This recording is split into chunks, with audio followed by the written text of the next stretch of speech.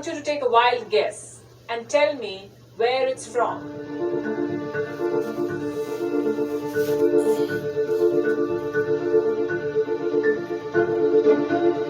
This is not El Salvador, this is not Honduras, not Venezuela, not even Virgin Islands or Jamaica. This is the United States of America.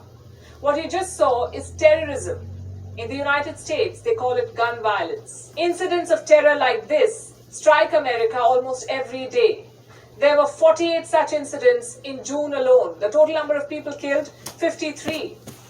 In May, there were 69 incidents of gun terror, 53 in April, 48. Total number of people killed, at least 336. Total number of people injured, more than 1,200. We are not even 6 months into 2021. In 2020, there were at least 615 cases of gun terror. Total number of people killed, 521. More than 2,500 injured. When terrorists attacked a school in Afghanistan in May this year, America called out the quote-unquote senseless targeting of innocent civilians. In 2020, at least 10 schools in America were attacked. How did Washington respond?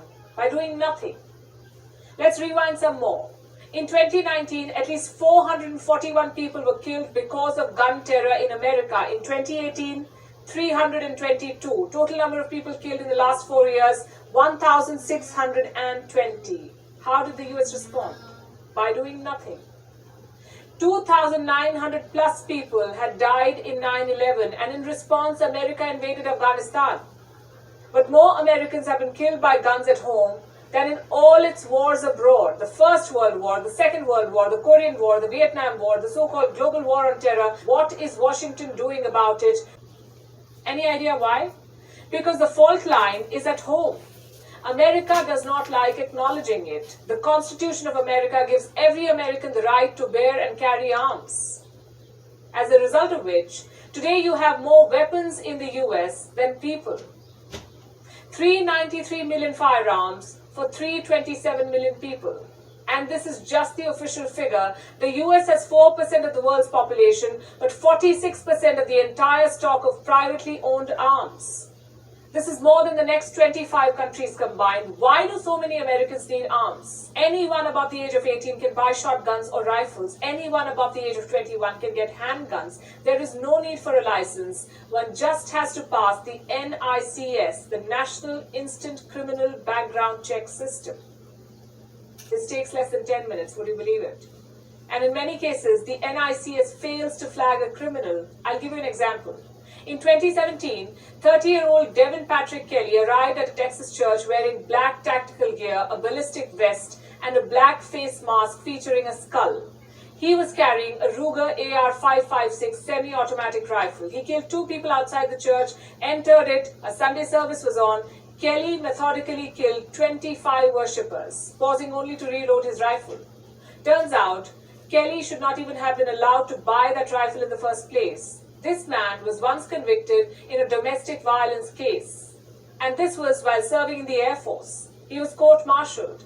But the Air Force forgot to update that in the FBI database. The next thing you know, Kelly has killed 27 people. So much for background checks.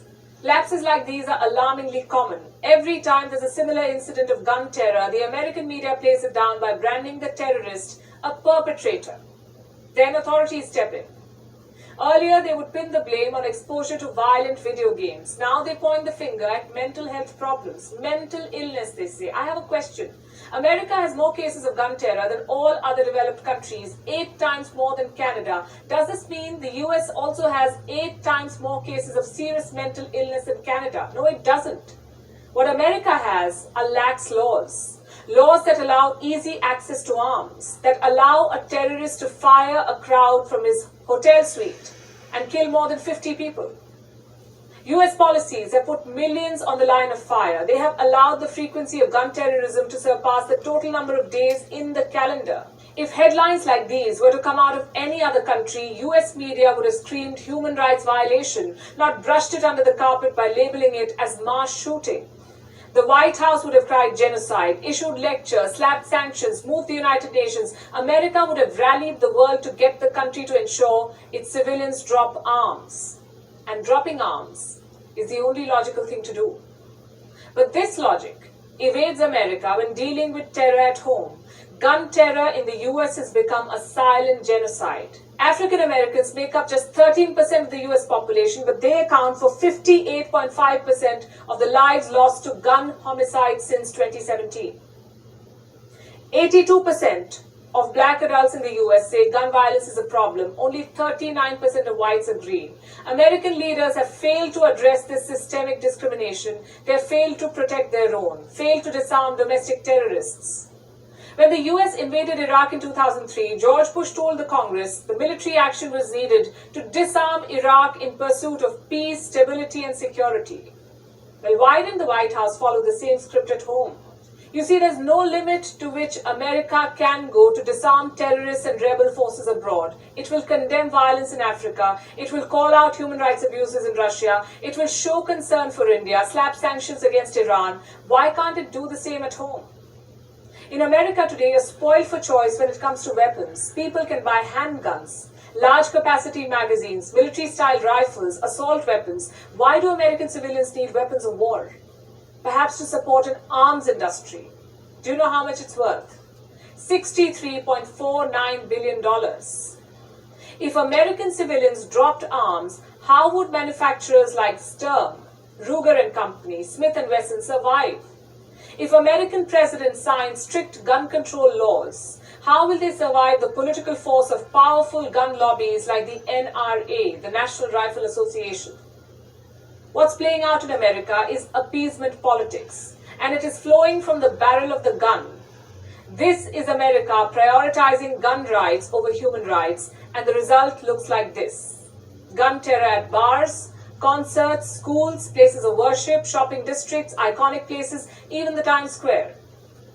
Just in May, a 4-year-old girl and several others were shot at in Times Square. You know, had this been anywhere else in the world, the United States would have issued a travel warning, would have been the first to do so. But what is the White House doing to ensure the safety of thousands of tourists and students who travel to America every month?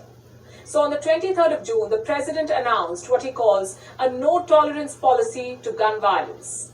Tougher background checks, ban on assault weapons, high-capacity magazines, and boosting community policing. On the face of it, these are supposedly tough measures. But will they deliver any result?